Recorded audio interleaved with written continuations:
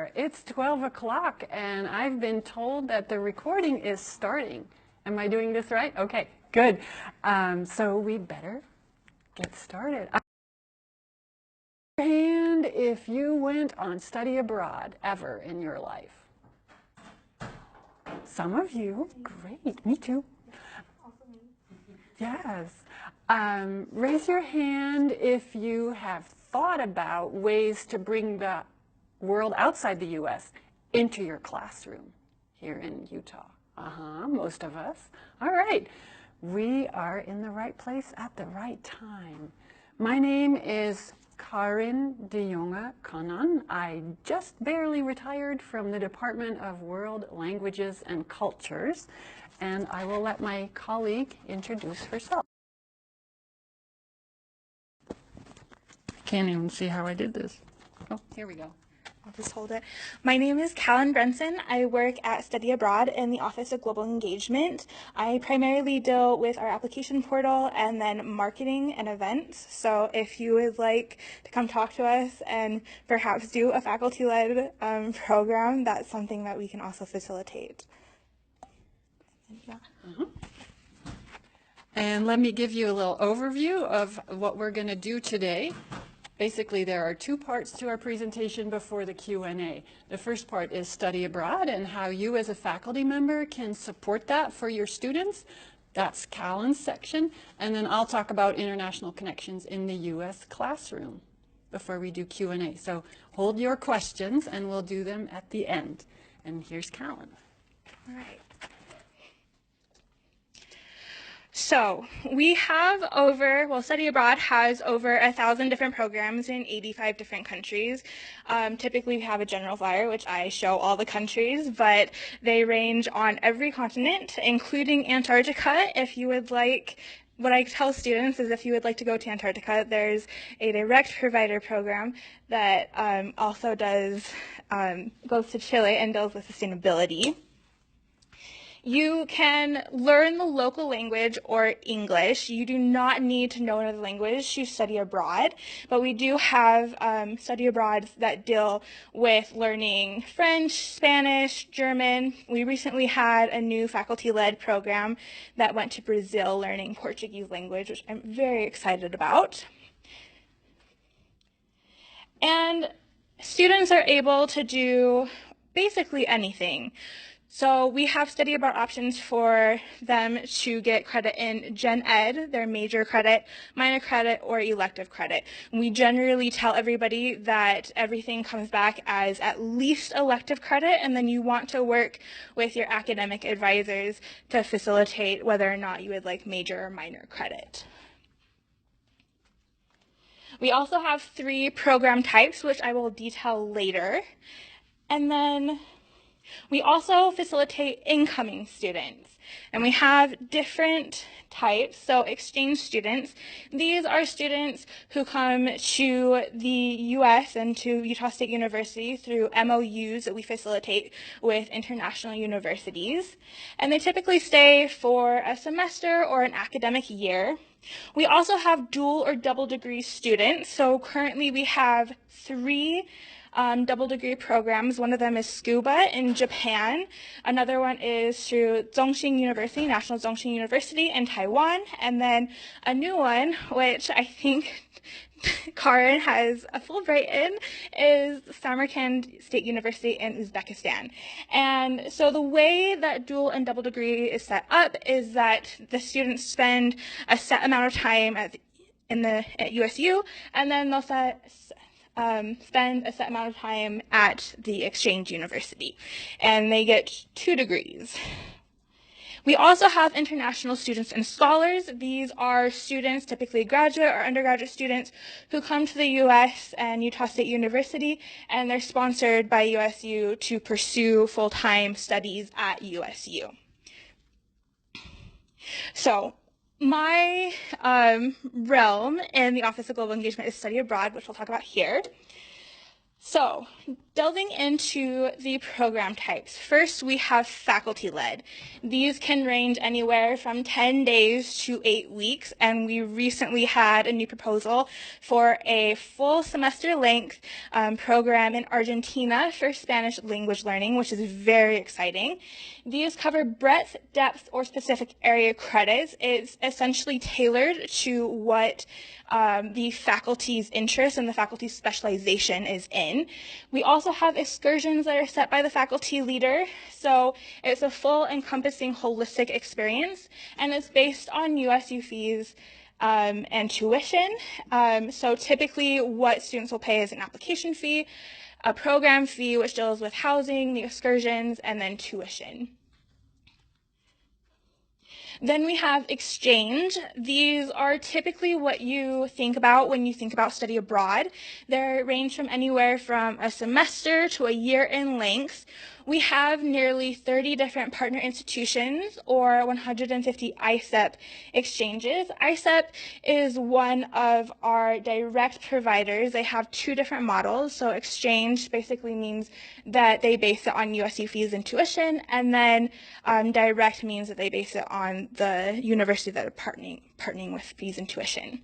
It gives the students a longer immersion, and of course, again, it's based on USU tuition, which is great for the student because they get to apply scholarships and any help that they get. And then direct, these run for a semester or an academic year. Sometimes they are available in summer. So these are our study abroad providers. We have ISEP, ISA, CIE, SIT, SIA, and SAS, which is semester at sea. If you would like to be on a cruise ship and take classes and go to, I think, about 13 different locations, that is an option. We also have internships available through EZC and Next Step. So Next Step would be Asia and EZC would be Europe. They often include volunteer or service learning or internships, and then the fees are set by each provider. So we have a range of models that can accommodate a range of students. Now we have to ask ourselves, because the last bullet point of everything is fees. Why study abroad? You know, it's expensive. Nobody really has the time. Some of these programs, they have very detailed classes that they need to take, but I will give you some of the positive outcomes from global engagement. This is a word cloud taken from 2022, the outgoing returnee answers to 3 words that describe their study abroad. You can see educational, challenging, eye-opening are all very, very big. It's a great experience for students to step outside of their comfort zone, to immerse themselves in different culture. You'll also see tiring, life-challenging, unexpected. So of course, you know, you go abroad, you're not used to being outside of your comfort zone. These are all things that challenge the student, and we can help them in growing and developing, you know, their intercultural communication skills, stepping outside of the classroom, and basically developing real life capabilities and real life, I forgot the word. Real-life applications to what they might be doing later on. Some of these benefits of study abroad include the Global Engagement Scholar Transcript designation. In our office, there is Monica, our study abroad director, Katie, and Margaret, who are both study abroad advisors, and me. So Katie deals with the Global Engagement Scholar Transcript designation. It's something that the students can get once they pass certain requirements. They have to have a foreign language competence. They have to do a study abroad. And then after they come back, Katie helps them facilitate a post-reflection that basically allows them to reflect on their goals and how they did while they were in that study abroad.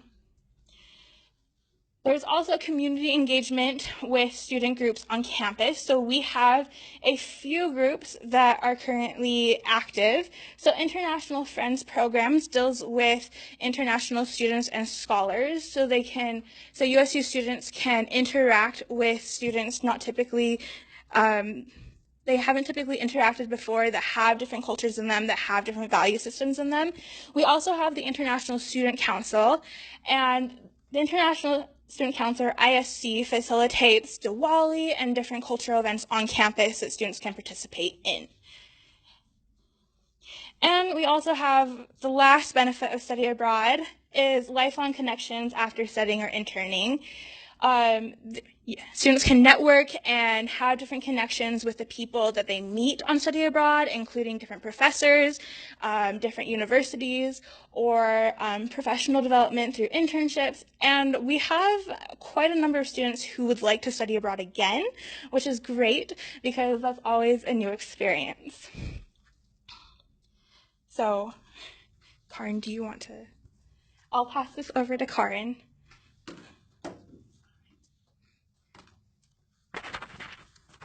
Thank you.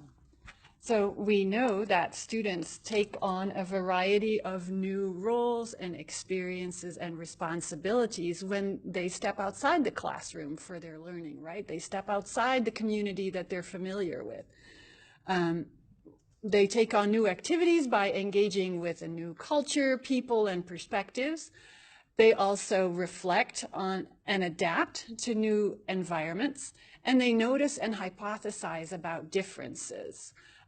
Being in an unfamiliar environment helps you learn in totally new ways. I tell students that by going abroad, you are able to learn in ways that you cannot by staying in Logan.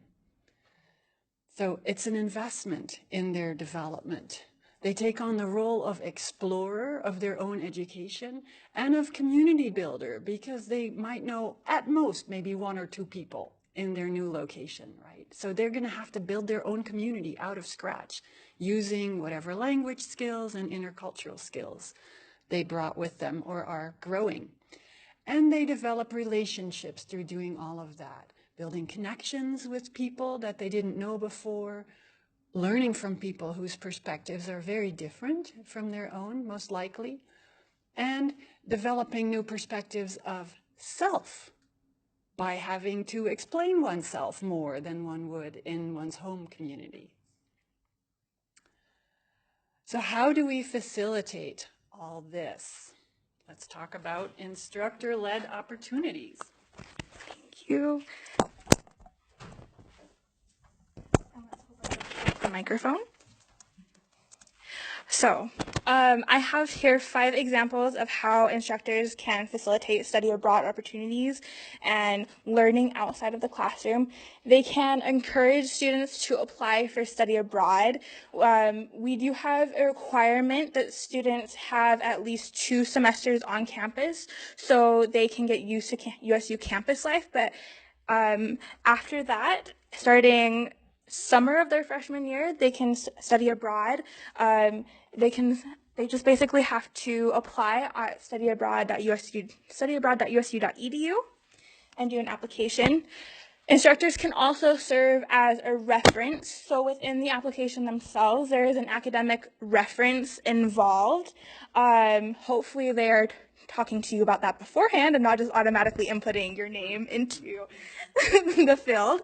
But we do highly value our references and our recommenders because you are the people that they see first. You are the people that are in the classroom and have the most interaction with them.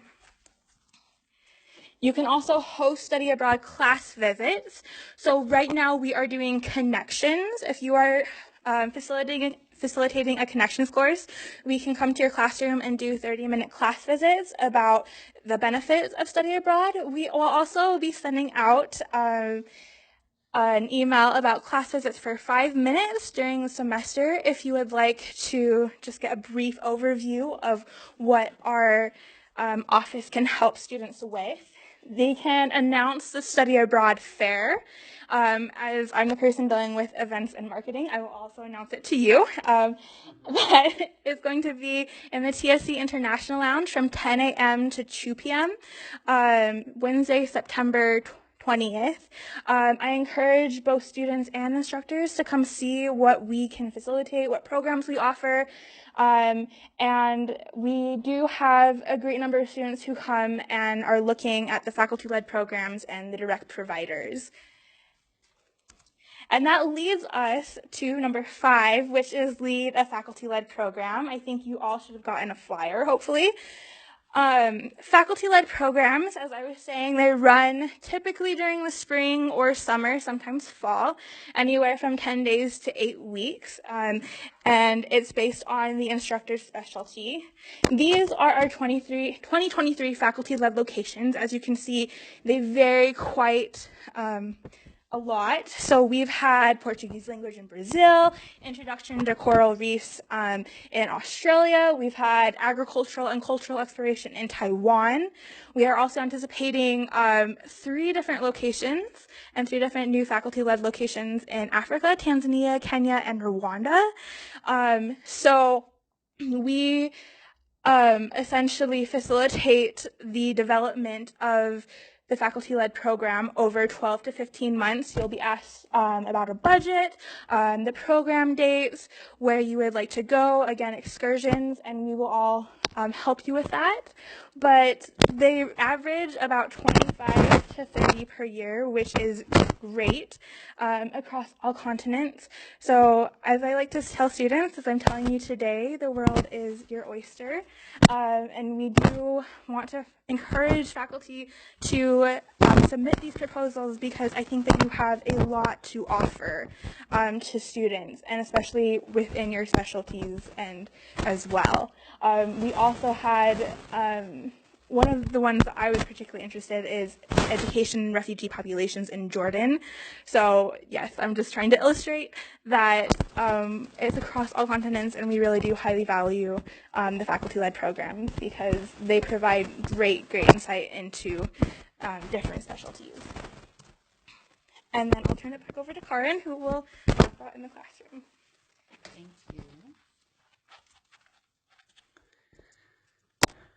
We are just racing through this, but that is to give you more time to ask us questions in a little bit.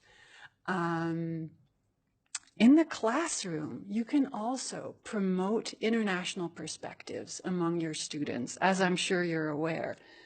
Many of you already bring in international examples from whatever your field is.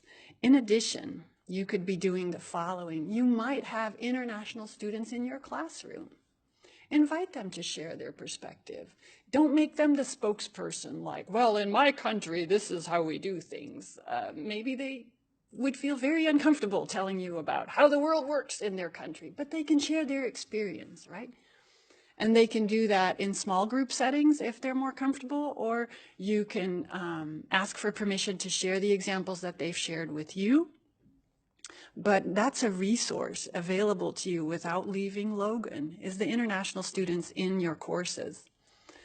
You might know international colleagues yourself. You can invite them to our campus if they're physically going to be in the US, but much more cost effective and better for the carbon footprint is to invite them to your class via Zoom, right? Or some other platform.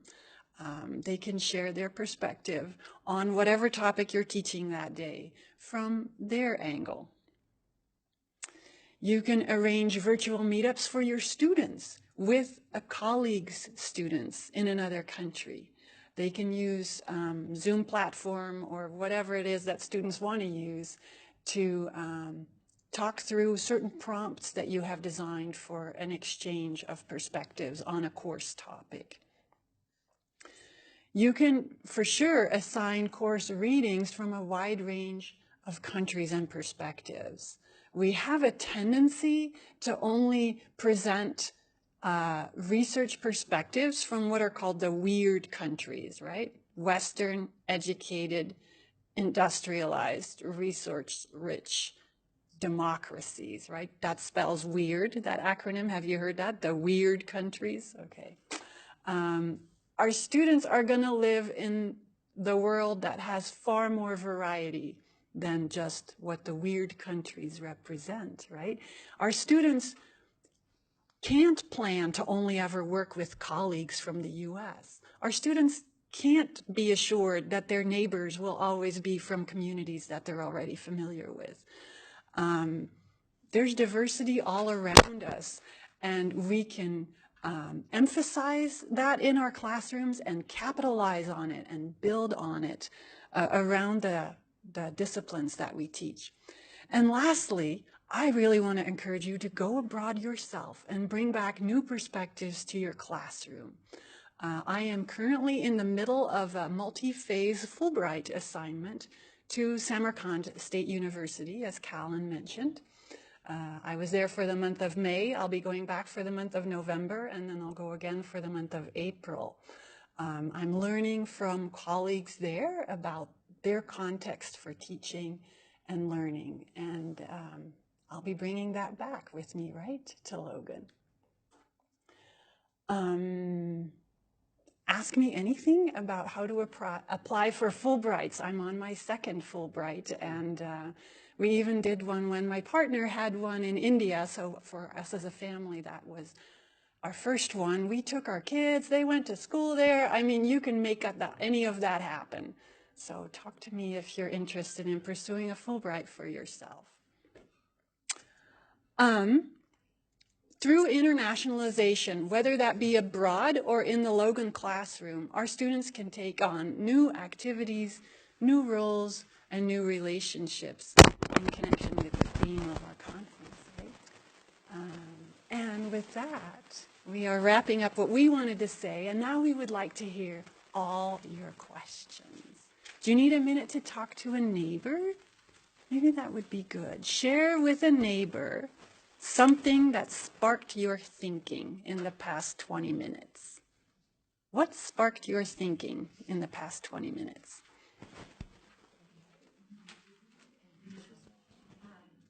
How you doing?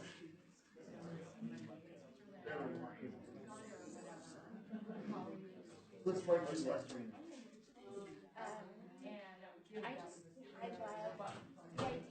of creating a program that might work really well for my students. I just wanted to create and English as a second language in more class.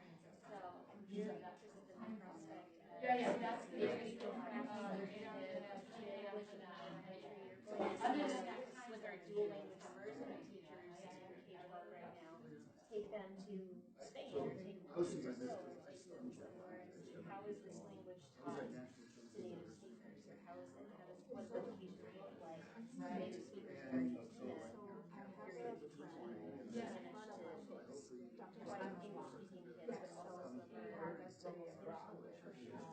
Yeah, I find it more helpful to go country by country about the culture, there's things we see from, because Spain is, I've been to Spain, it's beautiful, it's neat, but that's not the same culture as most of the Spanish speakers in the United And States. that's very true. And we have a study abroad program here at the university for Spanish, but we have one in Spain, and I think maybe in Chile or Argentina. But most of the students that we see in the schools are from Mexico or Guatemala or Ecuador or from these Latin American countries. So it'd be kind of fun to take some kind of program that gives them experience in those cultures and also the school systems in those countries. We see what schools, like a lot of the students that we have that come here as immigrants, they have formal education. I know it is especially there, but I have no traction with that.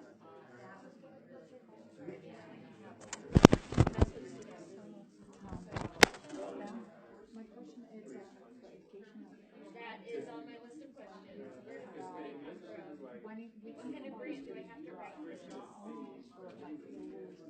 Be a little bit more accurate in some specific areas or how that's changing during the work. So in your perspective, how coming back after seeing something so different in which realities is we like that they have that awareness of like people, different cultures and everything else. Coming back to the daily life, how that's changed. I don't know if I sound confused.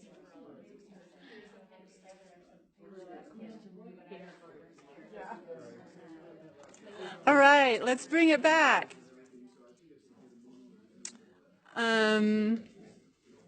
How do you want to proceed from here? Do you want to raise your hand and tell us what sparked your thinking so far?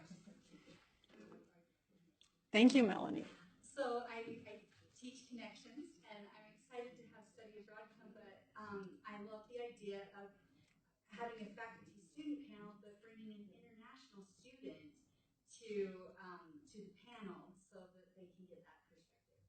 Great. Let me repeat for the recording. Melanie is inviting study abroad representation to her connections class. And she was also thinking maybe it will be great to have an international student on the panel so that students can see that sort of opposite side of what it's like to go abroad. Great. Thank you. Can I add? So on our study abroad fair, we're trying to facilitate an Ask an Aggie table, and I would talk to Katie Davidson about potentially bringing in an international student, because these are students who do the exchanges that USU students are going out on. So it's very, very crucial and exciting information to see what the country is like, what is studying abroad in that specific university. So yes, hopefully we'll get some international students. Okay, who would like to go next? We're all just gonna sit here. Yes. Yeah, Professor Baron, Aviation Technology. I'm a little jet lagged. I just got back from Taiwan.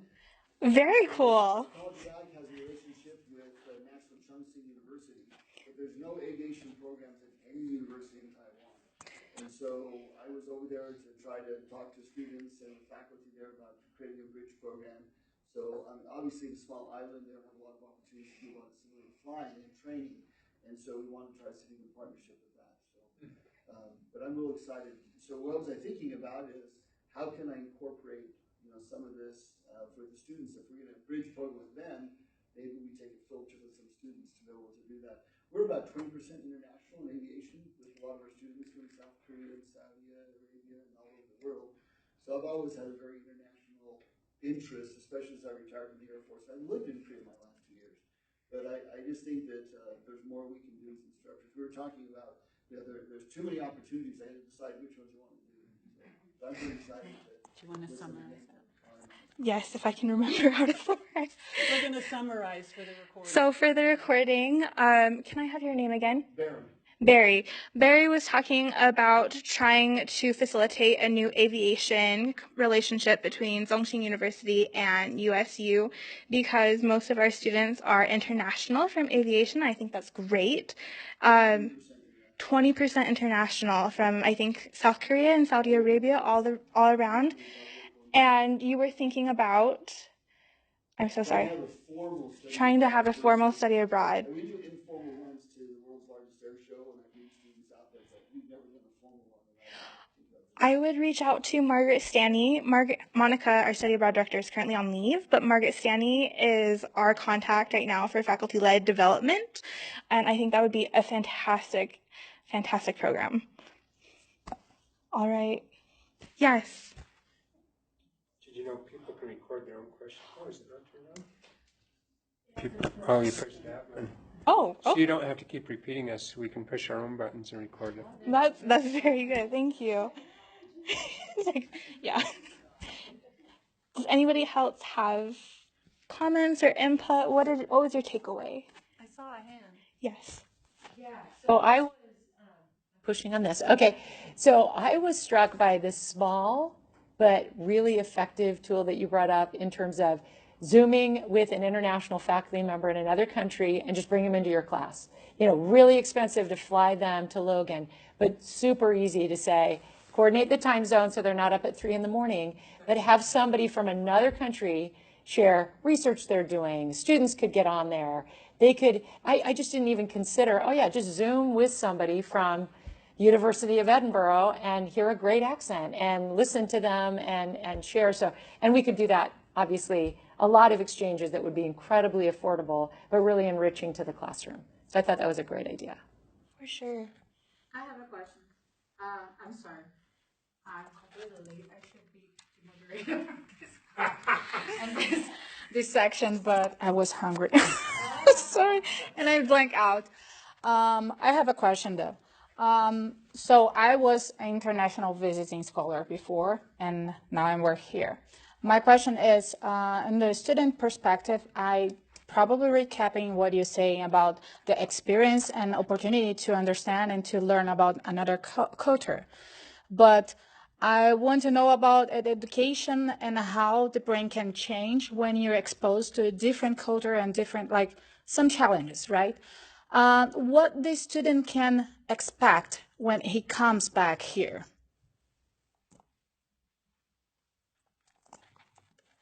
Thank you very much. So how are students supported institutionally, or how do they continue on their own psycho-emotionally having experienced that? The second, because, well, the perspective changed. Probably they will change and increase and get wild, right? So when they come back as a student after this, like after experiencing this, did you notice any kind of differences in how he dedicate himself in the class and what kind of ideas they can have in a broader way? It's like, I don't know if I'm sounding confusing. I'm just curious. That's a really good question. I think Kallen has data from students who are coming back. I don't know to what extent that's formally collected. There's a whole realm of research on the effects of study abroad and how students are changed and how they move through life differently after having gone on study abroad. And we know that they come back changed permanently. Like, you can't undo the experiences that they had abroad, how they learn to adapt and be flexible and take a different perspective and see their own country and their own identity in a new light. So those are all permanent changes that are part of their growth that I applaud, of course. But Kallen, tell us about reflections that students do. Yes. So within the faculty-led proposal and the program itself, we try to build in a strong reflection component. So typically, when faculty are submitting these proposals, they will submit a syllabus as well, and we always encourage reflection as part of it. So that might be in a journal that they do throughout their time abroad, or a post-reflection trip. Sometimes they do debriefs during the study abroad about their experiences during the day, and that can really facilitate discussion on what is different between the U.S. and where they are staying at the faculty-led program. We also have a returnee social every semester that we facilitate to help with things like reverse culture shock, and we do invite career services to come and talk about how students can incorporate that into their resumes and into how they describe that experience. Personally, I've been on 2 study abroads, and then I was a TA for my mother's study abroad in Taiwan, and it's such a different experience because the connections that I make with my host family, with the people over there, is something that I will always have, and it's very interesting because other people are like us. They have the same value, they have values, and they have a culture, and they have history, and we can learn so much from each other that dialogue that happens in the faculty-led program is very, very important. But yeah, definitely changed. I wanted to add that students sometimes have a mental block. They have already decided that study abroad is not for them. They have already decided that it's too expensive, too much hassle, it disrupts their program of studies, and those are just myths. They are untruths, and you can help them dismantle those. Share about your own experiences abroad. Share about how you've benefited from interaction with colleagues from outside the U.S. Share how your perspective changed when you read an article authored by somebody from a totally different context. That will help them see possibilities for themselves. Students don't often realize that financial aid applies to study abroad. There are, in fact, special scholarships for studying abroad. They can be through the U.S. government. We have them through the honors program at USU. There are various ways to get funding for one's study abroad. Also, sometimes students think, well, I don't know a foreign language, so. Well, this is the best time to be alive in that so many universities are offering programs in English, even for their own domestic students. You can study, I don't know, political science in English in Germany. You can study engineering in English in Vietnam, and on and on and on. So yes, the foreign language used to be a pretty stringent requirement, but it's kind of become optional. So for some students, that's a revelation. Like, oh, I don't need to know French to go study in France. I mean, it'd be helpful, right, if you knew some French, but it's not a requirement anymore. Go ahead. Let's see, the light isn't working. I'll just speak very loudly. So this is specifically about the faculty-led summer programs, and acknowledging that the U.S. is geographically very large, very diverse, and culture is also very large and very diverse. Say you have a professor who specializes in environmental toxicology and wants to take some students to see Arctic lakes.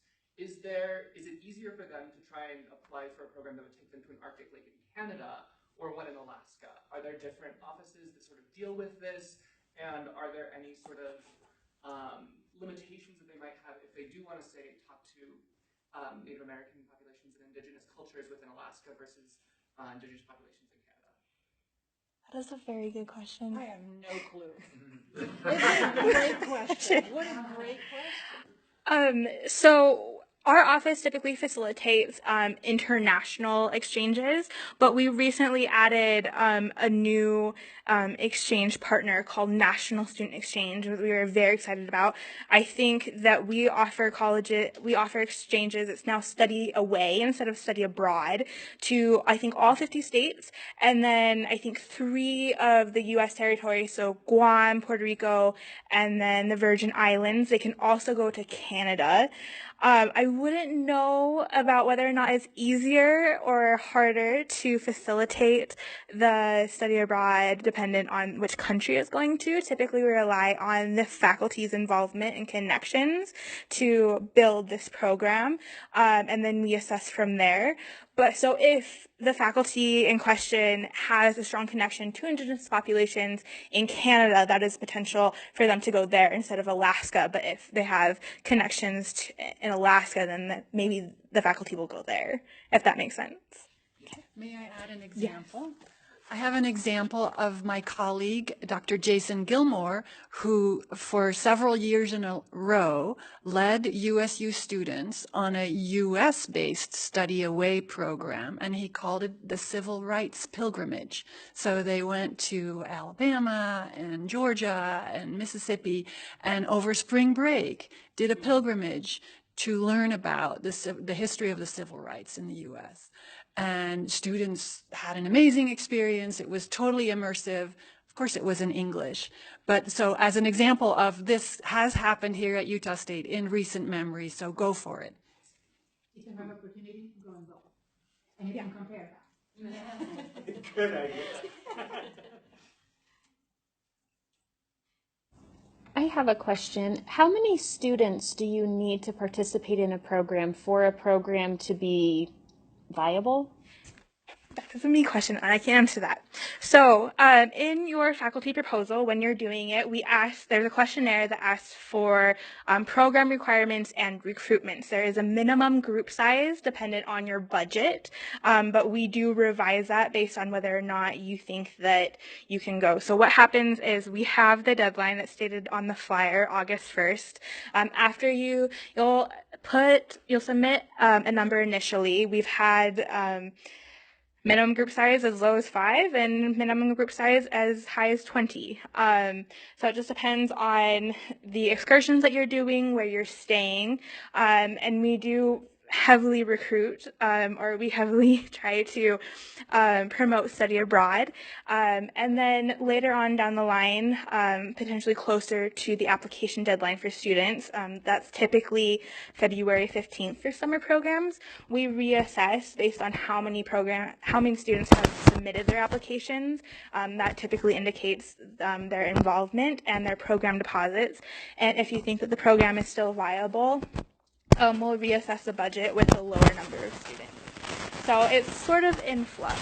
It's just dependent on, you know, what interest there is like in your specialty and how many students you think that will be on the program, and then also what excursions, because some excursions cost more, some excursions cost less. Yes. Do you want to say something about most of them being co-led? Oh, yes, yes. So we do require 2 leaders or like a partner institution for up to 20 students. So typically you do need to find a co-leader.